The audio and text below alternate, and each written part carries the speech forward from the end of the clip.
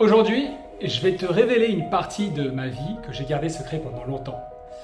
À un moment, j'ai même atteint 120 kilos. Tu vas découvrir comment j'ai réussi à transformer tout ça, non seulement physiquement, mais surtout spirituellement. Et ce n'est que le début. En psychologie, on parle souvent de l'importance de l'écoute de soi et de la recherche de l'authenticité pour atteindre le bonheur. Sans cette base, nous pouvons nous retrouver piégés dans des vies qui ne nous correspondent pas. Mais pour cela, encore faut-il être certain de savoir qui l'on est. Je m'étais marié sur un idéal de vie imposé par la société. Bon, j'avoue, j'avais bien commencé.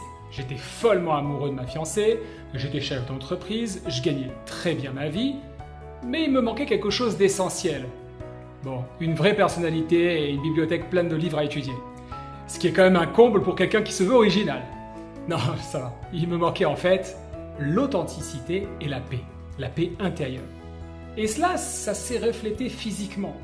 Non seulement j'étais provocateur et susceptible, mais surtout, quelques années après mon mariage, j'ai repris mon poids d'avant. Je l'ai même largement dépassé, atteignant les 120 kilos. Enfin, ça c'est le dernier chiffre que je me souvienne véritablement sur la balance, ou du moins que j'ai supporté regarder. Mais revenons un moment en arrière. Avant mon mariage, j'avais commencé à développer une grande confiance en moi. Mais les défis conjugaux et la forte personnalité de mon épouse ont réveillé de vieux schémas que j'étais certain de m'être débarrassé. Des sentiments de culpabilité, du stress, de la surcharge de responsabilité, au point d'avoir subitement de grosses douleurs aux épaules, de dos, de digestion, qui ont perduré pour certains jusqu'à récemment. Ah, les mauvaises habitudes. À l'époque, cette pression constante m'a réinvité à chercher refuge dans la nourriture. Le tournant, parce qu'il y a eu un tournant, est venu avec un livre que la vie m'a mis entre les mains. Je ne peux pas le dire autrement. Je ne me souviens même pas comment je l'ai trouvé. Un ouvrage de Louise Hay. Ce livre a ouvert une porte que je n'avais jamais envisagée auparavant, offrant une solution à ma misère. C'était comme une lumière au bout du tunnel, me donnant espoir et force pour me battre. Et comme je vous le disais dans une précédente vidéo, jusqu'à 30 ans, j'avais peu de connaissances des textes sacrés, et le fait de lire quelque chose en français fut d'une grande aide. Je dois reconnaître que je suis tombé sous le charme de l'auteur. Mais rapidement, on s'est disputé. Elle a osé critiquer mes chères sucreries et mon Nutella, pointant du doigt l'industrie alimentaire et ses liens avec les laboratoires médicaux. Comment osait-elle ? Dans un excès de rage, j'ai jeté le livre par terre. Mais ma curiosité a pris le dessus. J'ai commencé à faire des recherches, à comprendre la manipulation derrière nos habitudes de consommation. Les premières étapes ont été terriblement difficiles, surtout l'absence de sucre. Mais progressivement, j'ai vu des résultats positifs. Et le plus beau, c'est qu'à aucun moment, j'ai cherché à cela. Mon unique objectif était de ne plus être dépendant, car j'ai jamais supporté la dépendance. Un juif, par définition, c'est kadosh. Et alors que d'autres le traduisent comme saint, moi je le traduis comme libre, sous-entendu, dépendant de rien. Car les juifs sont kadosh, kedoshim tiyu ki kadosh ani Hashem Elokechem, car Dieu est kadosh. Évidemment, Dieu n'est dépendant de rien, ni du temps, ni du lieu. Récemment, j'ai même fait un jeûne de 3 jours pour purifier mon corps et mon esprit, mais ça c'est une autre histoire. Mon père, bien que strict et souvent en désaccord avec moi, m'a indirectement préparé à ce chemin. Sa mort a été un soulagement paradoxal, me libérant d'un poids immense et m'encourageant à poursuivre ma quête de vérité. Je voulais d'une part le comprendre et surtout éviter de reproduire ses erreurs, car j'avais conscience qu'une grande part de nos actions n'est qu'une forme de mimétisme. N'est-ce pas finalement ce qui pousse Abraham à sortir de sa zone de confort ? Bah tiens, parlons un peu de Torah. Justement, la Torah nous offre des exemples puissants de transformation personnelle. Le Lech Lecha d'Abraham, où il quitte tout pour se découvrir, résonne profondément dans mon propre parcours.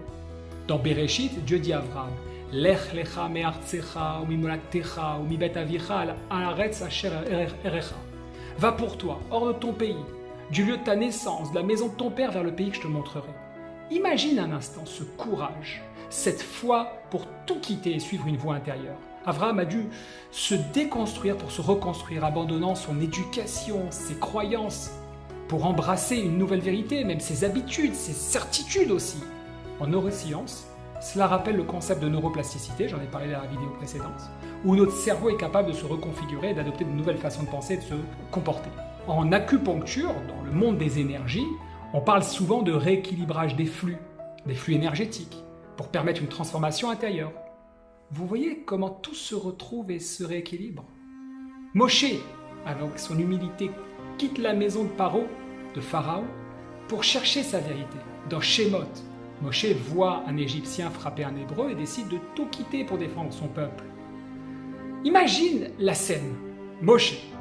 Moïse, prince d'Égypte, élevé dans le luxe et le confort, se retrouve face à une injustice insupportable.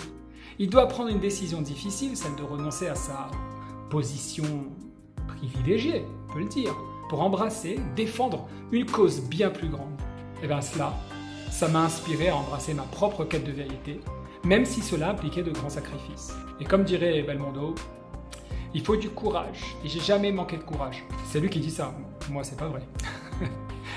Ces récits thoraïques ne sont pas de simples histoires anciennes. Ils sont des guides intemporels qui nous montrent que la quête de soi, l'authenticité, la recherche de la vérité et le vivre ensemble avec le divin sont des éléments essentiels pour une vie épanouie. Prenons encore un exemple. Cette semaine, nous lisons la parashate Matot dans Bamidbar. Nous voyons l'importance des vœux et des promesses et comment ils doivent être tenus avec intégrité. Importance de la parole, combien de promesses tu as fait? Tu t'es faite à toi-même. Combien de vœux tu t'es fait et tu n'as jamais tenu? Encore une fois, envers toi-même. Si un homme fait un vœu à l'Éternel, c'est le texte, ou se lie par un serment, il ne doit pas violer sa parole. Il doit faire selon tout ce qui est sorti de sa bouche. Cela nous enseigne la valeur de l'engagement, d'abord envers soi-même et envers ensuite l'univers. En particulier, le rabbi nous explique que les vœux, nedarim, sont une expression de la volonté intérieure d'une personne, une décision consciente de s'élever au-delà des limites personnelles. Autant dire que c'est la parole qui sort plus vite que la pensée. En d'autres termes, c'est un acte de redéfinition de soi pour atteindre un état de compréhension de ce monde plus élevé. Mais comment y arriver si nous n'arrivons pas à nous entendre? Lorsque tu fais une promesse ou un vœu, prends l'habitude de t'arrêter sur les paroles que tu viens de dire et entends-les. Pour ceux qui se sentent perdus, commencez par écouter votre voix intérieure. Posez-vous des questions essentielles. Qu'est-ce que je veux vraiment? Qu'est-ce qui me rend vraiment heureux? Utilisez les enseignements de la Torah comme guide pour trouver votre propre vérité et libérer votre potentiel. Maintenant, je vais t'offrir une clé de démarrage. Lorsque tu te retrouves dans une situation où tu n'es pas forcément à l'aise, demande-toi si tu es lourd ou si tu es léger. Et si c'est lourd, trouve la force, mais vraiment trouve la force, je sais que c'est dur, de sortir d'une manière ou d'une autre de cette situation. Prends le temps pour toi et observe le résultat sur ton bien-être. Intègre des moments aussi de réflexion, de méditation dans ton quotidien, quelques minutes par jour. Cherche des réponses non seulement dans le monde matériel, mais aussi dans les enseignements spirituels, celles qui font appel à l'esprit. Rappelle-toi que nous ne sommes pas limités par les contraintes de ce monde.